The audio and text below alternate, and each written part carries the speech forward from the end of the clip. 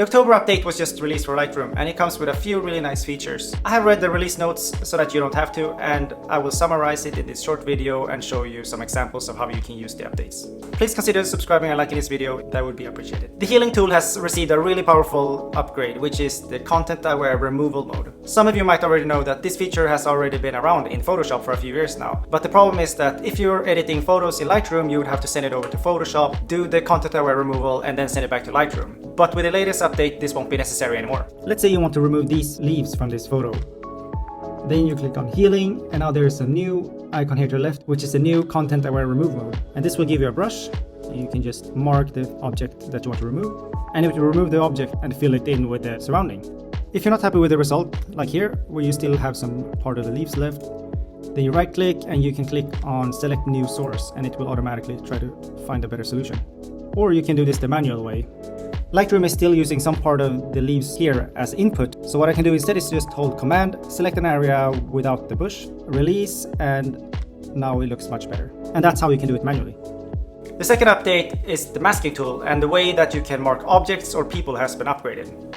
What's new with this update is that the program is now able to identify each individual person in the photo so that you can control the edit of every person individually. So for example, let's say I want to edit me, then I can select myself here, and now I can even choose which part of myself that I want to edit. I normally want to edit the face, so if I take this one and click create mask, now it has created a mask just for my face.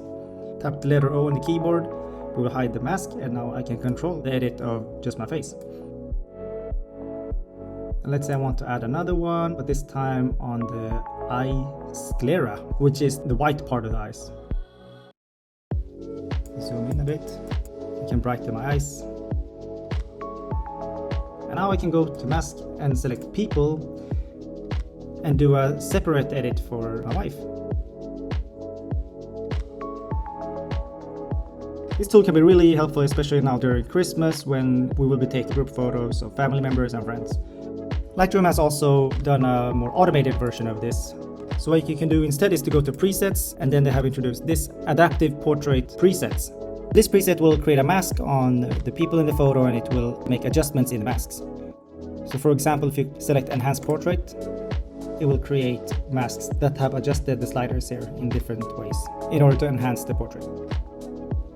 And like I said, the masking of objects has also gotten an upgrade. So if I tap here on objects, I will get a brush. And I can choose to brush in the part that I want to select and make a mask of, like that. And then I can edit it, so for example. Or I can select objects here again, and now if I click on this icon, I can just select the area with a rectangle, and the computer will automatically try to figure out which part it is that I'm trying to make a mask on. This way is much faster, but I think the brush is much more accurate. Please like and subscribe if you found this short summary helpful, and I'll see you in the next video.